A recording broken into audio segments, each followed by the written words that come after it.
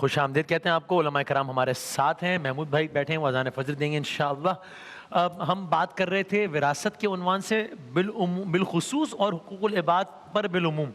تو ہم ذرا اسی کو اگر کنٹینیو کر لیں, مفتی عامر صاحب سے شروع کرتے ہیں. حقوق العباد جنرلی اسپیکنگ, اور اگر اس میں چاہیں تو وراثت کے عنوان سے بھی. بسم اللہ الرحمن الرحیم. بالکل وسیم بھائی, وراثت جو ہے وہ بھی حقوق العباد ہی کا ایک پارٹ ہے, کیونکہ حقوق العباد ایک بہت کمپریہنسو سبجیکٹ ہے, اس کے اندر بڑی وسعت ہے. حقوق العباد میں وراثت بھی آ جاتی ہے, حقوق العباد میں اولاد بھی آ جاتی ہے, رشتہ دار بھی آ جاتے ہیں, جنرل پبلک بھی آ جاتی ہے. تو بہت بڑی وسیع ٹاپک ہے.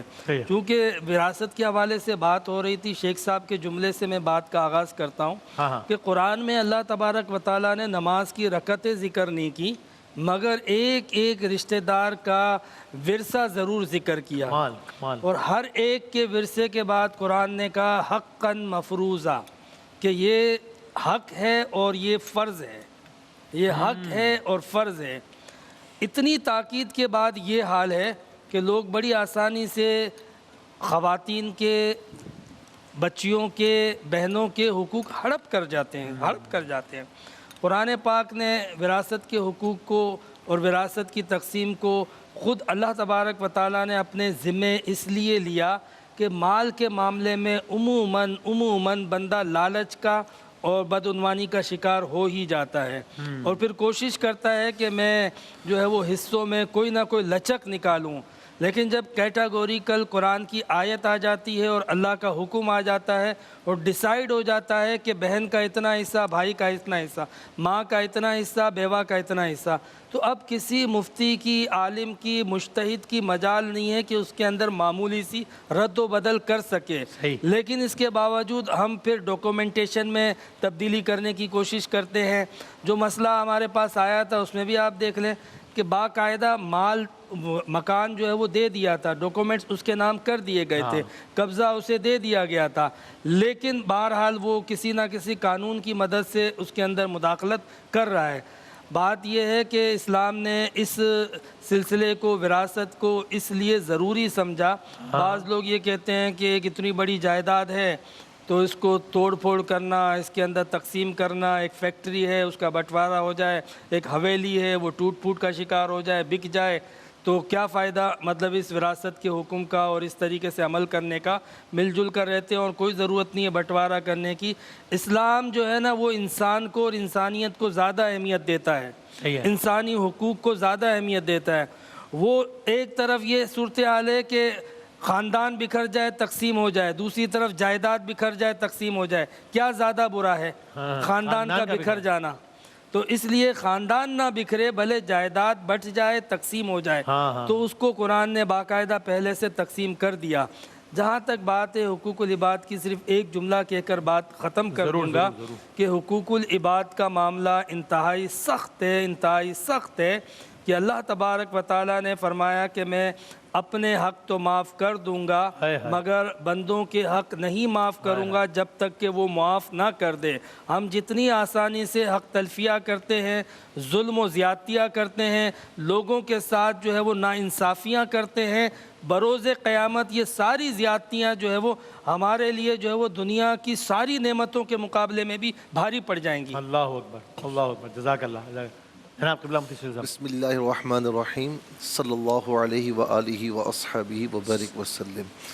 دیکھیں, جہاں تک حقوق العباد کا تعلق ہے تو اللہ رب العالمین نے کئی مقامات پر جہاں اپنی عبادت کا حکم دیا تو اس کے ساتھ حقوق العباد کا تسلسل کے ساتھ ذکر فرمایا.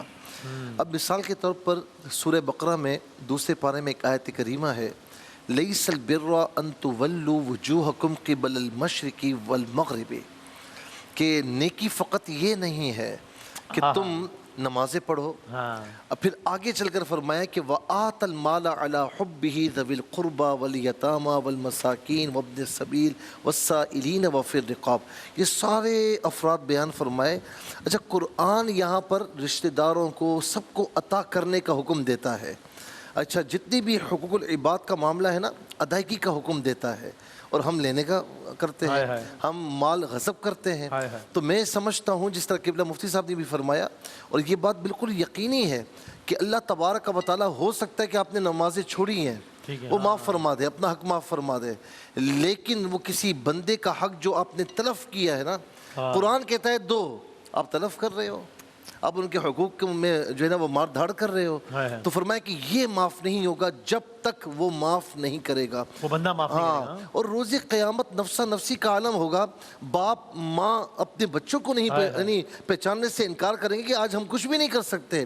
کوئی رشتہ کسی رشتے کو نہیں پہچانے گا اور وہاں وہ معاف کر دے گا اتنی آسانی سے. تو لہٰذا ہمیں اس میں بڑا غور کرنا چاہیے. پھر اسی حق العبد میں خاص طور پر جو حق وراثت ہے، اس میں بہن بیٹیوں کے ساتھ جو ظلم کیا جاتا ہے، وہ میں سمجھتا ہوں کہ بڑی بدقسمتی کی بات ہے.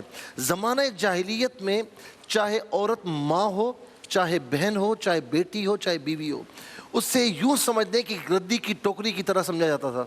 یعنی پاؤں کی جوتی بھی نہیں سمجھتے تھے. اول تو وہ پیدا ہوئی زندہ درگور، بچ گئی تو معاشرے میں اس کی کوئی اہمیت نہیں تھی. اللہ رب العالمین نے، اس کے پیارے محبوب علیہ السلام نے یہ اہمیت بتائی قرآن میں بھی، احادیث کریمہ میں بھی. آج ہم زمانے جاہلیت کی ایک روش پر عمل پیرا ہے کہ بھائی آپس میں بانٹ لیتے ہیں، جہاں بہن کا معاملہ آتا ہے اس کو آنکھیں دکھاتے ہیں. اچھا، میں نے بہت سے مذہبی لوگوں کو دیکھا ہے کہ جو نماز روزے کے پابند ہیں، لیکن جہاں حق دینے کا معاملہ آ جائے تو وہاں وہ یعنی جو بہن حق لے، جو بیٹی حق لے، اس سے اچھا نہیں سمجھتے. پس پردہ کہتے ہیں کہ تمہیں یہاں پر آنا ہے نا، پھر تمہاری کوئی عزت نہیں کی جائے گی. تو میں سمجھتا ہوں کہ اس زمانے جاہلیت کی یہ ایک روش ہے، اس سے ختم کرنا ہم نے تو بچے چاہیے. پالنے ہیں، تم نے کیا کرنا ہے ان پیسوں کا؟ ہمارا میاں پالے گا نا. تو یہ زمانہ جاہلیت کی روش ہے، اس سے ختم کرنا چاہیے. قرآن سے شادی معاذ اللہ. جی جی جی جی. یعنی یہاں تک کہ کچھ شہروں میں ایسا ہے، کچھ دیہاتوں میں ایسا ہے کہ بچیوں کی شادیاں نہیں کی جاتی ہیں کہ ہمارا مال وراثت چلا جائے گا. الامام الحفیظ اللہ رب العالمین ہمیں ماہ رمضان میں توبہ کرنے کی توفیق نصیب فرمائے. جزاک اللہ. اللہ اکبر. الہ آمین، الہ آمین. جناب مولانا صاحب. بسم اللہ الرحمن الرحیم. ایک حدیث ہے جس میں حضور مکرم صلی اللہ علیہ وآلہ وسلم نے ارشاد فرمایا کہ کچھ مقامات ہیں جہاں فرشتے ہنستے ہیں اچھا، انسان کی بے بسی پر، اس کے اعمال پر، اس کے کرتوتوں پر، کہ یہ کیا کر رہا ہے. اس میں سے ایک یہ ہے کہ ایک انسان کو اللہ سبحانہ وتعالیٰ نے نعمت کے طور پر ایک زمین، ایک جگہ عطا کی ہے، ٹھیک ہے. اور وہ آس پاس پر بھی کچھ قبضہ کرنے لگے. اچھا، تو فرشتے ہنستے ہوئے کہتے ہیں کہ جتنا اللہ نے تجھے عطا کیا تھا اس پہ تو راضی نہیں ہوا، تو اب وہ کتنا تو لے لے گا کہ تو راضی ہو. ہائے ہائے اس پہ ہنس رہے ہوتے ہیں فرشتے. ہائے ہائے ہائے. تو اللہ سبحانہ وتعالیٰ نے جو حق وراثت ہے، وہ جو بیٹوں کو ملنا ہے، اب وہ تمہیں مل چکا ہے، اب کتنا تم بہن سے اور لے لو گے اور کتنا کھینچ کے اس پہ اپنی زندگی گزار لو گے. تو یہ وہ موقع ہے کہ اس پہ فرشتے اس پہ ہنس رہے ہوتے ہیں، اس کے کرتوتوں پہ، اس کے اعمال پہ، کہ اے بندہ خدا تو کیا کر رہا ہے. یہ ہوتا کیوں ہے؟ دیکھیں، ایک قانون فطرت ہے کہ نعمت کو جو اللہ نے عطا کیا ہے نا، اس کو صحیح ایبزارب کرنا بھی ایک اور نعمت ہوتی ہے. اللہ تعالیٰ نے اگر صحیح ایبزارب نہ ہو نا وہ نعمت، تو جیسے کھانا ہضم نہیں ہوتا تو بیماریاں پیدا ہوتی ہیں نا، ویسے ہی اگر شہرت ہضم نہ ہو تو غرور و تکبر پیدا ہوگا، دولت ہضم نہ ہو تو ریاکاری پیدا ہوگی، اکڑ پیدا ہوگی، مذمت ہضم نہ ہو تو دشمنی پیدا ہو جائے گی. تو ہر چیز کو ایبزارب کرنے کے لیے بھی اللہ سبحانہ وتعالیٰ سے دعا کرنی چاہیے کہ پروردگار مجھے صلاحیت عطا کر کہ مجھے اتنا شرح صدر ہو کہ میں ان نعمتوں کو جو تو نے عطا کی ہیں اسے اپنی زندگی میں ایبزارب کر کے اس کے ہضم کر سکوں، اسے اپنی زندگی میں جیسے تو نے چاہا ہے ویسے اس پہ ریئیکٹ کر سکوں. یہ بہت زیادہ ضروری ہے. اور اگر اللہ تعالیٰ نے قرآن کریم میں بیان فرمایا کہ یا ایھا الانسان ما غرک بربک الکریم الذی خلقک فسواک فعدلک فی ای صورۃ ما شاء رکبک. اے انسان، تجھے کس چیز نے اپنے اس کریم پروردگار کے سامنے مغرور بنایا ہوا ہے. یعنی یہاں علماء نے لکھا ہے کہ ہر وہ حق جو انسان کسی اور کا غصب کرتا ہے، در حقیقت اللہ سبحانہ و تعالیٰ کی بارگاہ میں اکڑا ہوتا ہے کہ تو نے اسے وہ حق دیا ہے، میں نہیں دوں گا اور میں لے لوں گا. تو اے انسان، تجھے کس چیز نے اپنے کریم پروردگار کے سامنے مغرور بنایا ہوا ہے؟ الذی خلقک فسواک فعدلک فی ای صورۃ ما شاء رکبک. وہی خدا جس نے تجھے خلق کیا تھا، تو کیا تجھے وہ پالے گا نہیں آگے؟ کیوں دوسروں کا حق لیتا ہے؟ کیوں دوسروں کا حق غصب کرتا ہے؟ وَلَقَدْ خَلَقْنَا الْإِنسَانَ مِنْ سُلَالَةٍ مِنْ طِينٍ ثُمَّ جَعَلْنَاهُ نُطْفَةً فِي قَرَارٍ مَكِينٍ ثُمَّ خَلَقْنَا النُّطْفَةَ عَلَقَةً فَخَلَقْنَا الْعَلَقَةَ مُضْغَةً فَخَلَقْنَا الْمُضْغَةَ عِظَامًا فَكَسَوْنَا الْعِظَامَ لَحْمًا ثُمَّ أَنشَأْنَاهُ خَلْقًا آخَر فَتَبَارَكَ اللَّهُ أَحْسَنُ الْخَالِقِينَ. جو اللہ تعالیٰ نے سورہ مومنون میں فرمایا ہے کہ اے انسان، ہم نے تجھے ایک जमी हुई मिट्टी से खल किया, उसके बाद तेरे नुतफ़े को महफूज मकाम पर रखा, उस नुतफ़े से जमा हुआ खून बनाया, जमे हुए खून से गोश्त का लोथड़ा बनाया, गोश्त के लोथड़े से हड्डियाँ बनाई, उसके ऊपर गोश्त की तह को चढ़ा दिया, फ़कसौना लिज़ाम लहम सुम्मा अंशाअनाहु खल्क़न आख़र, उसके बाद अपनी रूह को तुमने फूका, फ़तबारकल्लाहु अहसनुल ख़ालिक़ीन, तो कितना बेहतरीन है तेरा खल्क़ करने वाला परवरदिगार। फिर एक मंजिल पे फरमाया, मैं इस तसलसल में पेश कर रहा हूँ कि वमा मिन दाब्बतिन फिल अर्ज़ि इल्ला अलल्लाहि रिज़्क़ुहा, जब भी रिज़्क़ की ज़रूरत थी तो अल्लाह रिज़्क़ देने वाला है, ज़मीन में कोई चलने फिरने वाला ऐसा नहीं कि जिसका रिज़्क़ अल्लाह के ऊपर ना हो। फिर एक मंजिल पे फरमाया कि सूरह नहल में कि वल्लाहु अख़रजकुम मिन बुतूनि उम्महातिकुम ला तअलमून शैअ, अल्लाह ने तुम्हें तुम्हारी माओं के शिकमों से ऐसे निकाला था कि तुम तो कुछ नहीं जानते थे। तुम्मा जअल लकुम अस्समअ वल अब्सार वल अफ़इदा लअल्लकुम तशकुरून, उसने सुनने वाले कान दिए, देखने वाली आंखें दी ताकि तुम कुछ सीख सको। शरीक हयात उसने अता की, वमिन आयाति अन खलक़ लकुम मिन अनफुसिकुम अज़वाजन लितस्कुनू इलैहा, कि अल्लाह की निशानियों में से उसने तुम्हारे जोड़ों को खल्क़ किया। यानी अल्लाह ताला ने कहा कि क्या चीज़ ऐसी है जो मैंने तुझे अता नहीं की है। या अय्युहल इंसान मा गर्रक बिरब्बिकल करीम, अब तुझे क्या है कि तू अपने रब के सामने अकड़ दिखाता है। अल्लज़ी खलक़, जिसने तुझे खल्क़ किया, फसव्वाक, नपतुला बनाया, फ़अदलक फ़ी अय्यि सूरतिन मा शाअ रक्कबक। अब इंसान क्यों अकड़ता है? अकड़ता इसलिए है कि इन्नल इंसान ला यतग़ा अन रआहु इस्तग़ना, ये अल्लाह ताला ने सूरह अलक़ में फरमाया कि इंसान तुग़यान इसलिए करता है, सरकशी, दूसरों का हक मारना, अन रआहु इस्तग़ना, जब वो अपने आप को बेनियाज समझने लगता है। यानी ये कि शायद ज़बान से ना कह रहा हूँ, यानी उसका अमल इस बात का इजहार कर रहा होता है कि मुझे ज़रूरत नहीं रही किसी की। अब अर्राह उस्तगना यानी नाउज़ु बिल्लाह मिन ज़ालिक, मैं अल्लाह से भी बेनियाज हो गया। यानी अर्राह उस्तगना, वो अपने आप को मुस्तगनी समझने लगता है, जबकि वो है लम्हा ब लम्हा अल्लाह सुब्हानहु व तआला का मोहताज। तो ये इम्तिहान की मंजिलें होती हैं, कुछ दिनों के लिए कभी एक जालिम का जोर चल जाता है, लेकिन इन्नमा नुमली लहुम लियज़दादु इस्मा, मौला अली अलैहिस्सलाम का फरमान है कि अगर तुम एक काम गलत पर गलत किए जा रहे हो और तुम्हारी ज़िंदगी में कोई मुश्किल नहीं आ रही, तो अल्लाह की अचानक पकड़ से डरना। इसको हम देखते हैं अपनी ज़िंदगी में। एक इंसान जो अपनी इज्जतों के उरूज पर है, आपको नजर आता है यार ये कहाँ ज़िल्लत की पस्तियों में गिर गया। एक इंसान जो अपने इक़्तिदार के उरूज पर है, दफ़अतन आपको लगता है कोई सोच भी नहीं सकता होता है, और ये क्या हो गया देखते देखते। तो मौला अली इस्लाम का फरमान है कि अगर तुम अल्लाह की सरकशी मुस्तकिल किए जा रहे हो, हक मार रहे हो लोग, और कुछ नहीं हो रहा तुम्हारी ज़िंदगी में, ज़िंदगी बड़ी आसानी से जा रही, तो अचानक पकड़ से डरो। अचानक पकड़ से डरो कि जब वो अचानक पकड़ेगा तो फिर मुंह दिखाने के काबिल नहीं रह जाओगे। इसलिए ये सारी इबरतें हैं। बहरहाल ये भी हदीस है कि इबरतें बहुत ज़्यादा हैं, इबरतें हासिल करने वाले बहुत कम है, तो काश हम इबरतों को हासिल करें, दूसरे से अपनी ज़िंदगी को सुधार सकें इंशाअल्लाह। अब आखिरी कोई भी इसमें ऐड करना चाहिए, एक आध मिनट है हमारे मुफ्ती आमिर साहब के लिए। हुकूकुल इबाद के हवाले से एक बात इसको ज़रूर पेश नज़र रखना चाहिए कि हमें अपने मोहल्ले में, अपने अड़ोस पड़ोस में सबसे ज़्यादा हुकूकुल इबाद के हवाले से ख़्याल रखना चाहिए। ख़ास तौर पर रमज़ान में हमने देखा है कि बाज़ लोग जो है वो इस तरह की अपने घरों पे एक्टिविटीज़ करते हैं। मसलन किसी की मोटरसाइकिल ख़राब हो गई तो वहीं पर उसको स्टार्ट कर रहा है और वो किकें मार मार के रेस दे दे के पूरे मोहल्ले को जगा देता है। या किसी को शौक़ हुआ कि मैं कुरान सुनूं या नात सुनूं या कुछ भी सुनूं, तो वो अपने शौक़ को पूरा करने के लिए जो है वो पूरे मोहल्ले को उस शौक़ में मुलव्विस कर देता है। हालांकि हर कोई अपने शौक़ और ज़ौक़ के मुताबिक अपने वक्त पर अपने घर में सुनता है। तो हमें हुकूकुल इबाद का तकाज़ा ये था कि इस तरीके से अपने घरों में, मोहल्लों में रहना चाहिए कि हमारी किसी हरकत से किसी दूसरे को तकलीफ़ या नुकसान ना पहुँचे।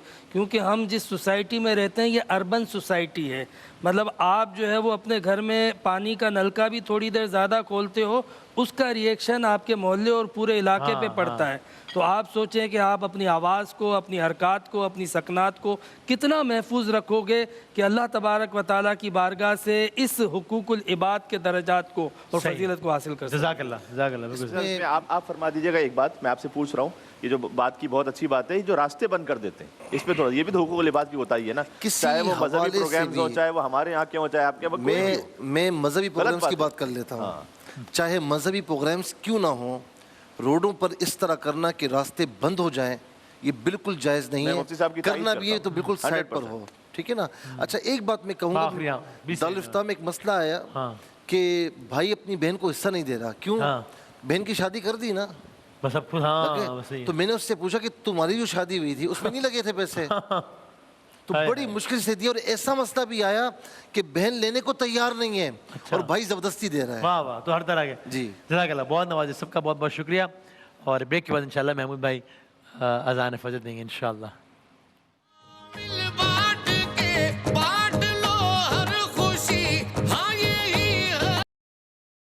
روزہ رکھنے کی دعا۔ وبصوم غد نويت من شهر رمضان میں ماہ رمضان کے کل کے روزے کی نیت کرتا ہوں۔ اللہ اکبر اللہ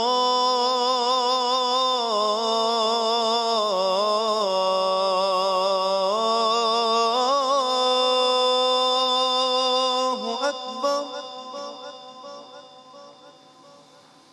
اللہ اکبر اللہ اکبر اشہد ان لا الہ الا اللہ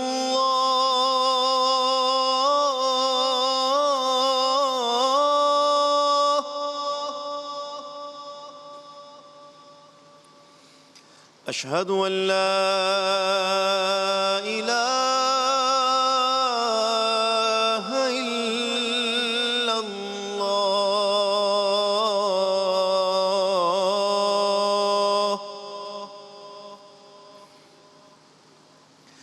اشہد ان محمد رسول اللہ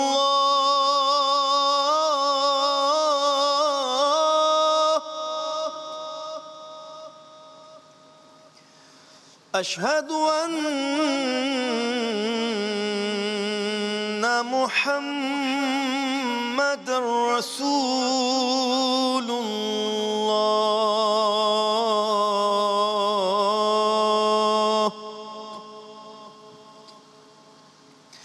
حی علی الصلاة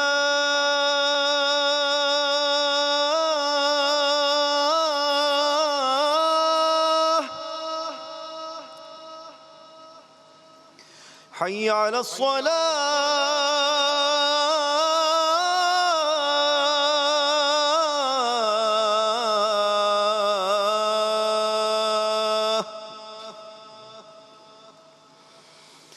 حی علی الفلاح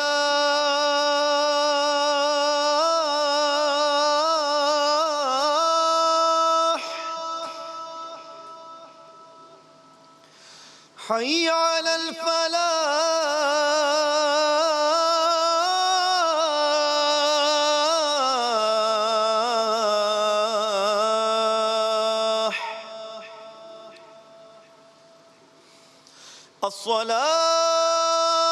الصلاة خير من النوم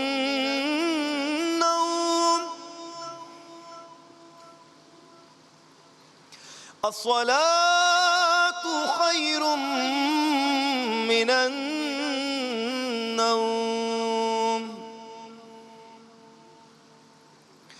الله أكبر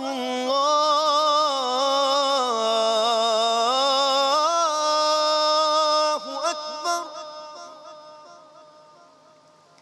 لا إله إلا الله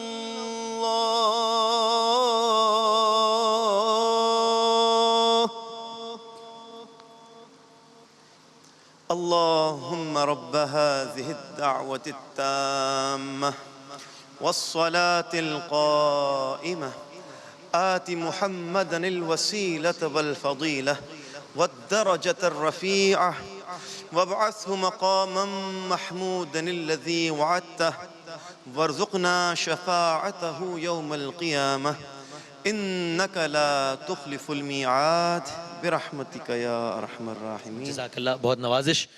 جناب محمود حسن اشرفی صاحب اذان فجر دینے کی سعادت حاصل کر رہے تھے، اور یوں ہم 13ویں روزے میں اہلیان پاکستان داخل ہو گئے. دنیا کے کچھ حصوں میں 14واں روزہ، تقریباً نصف رمضان المبارک.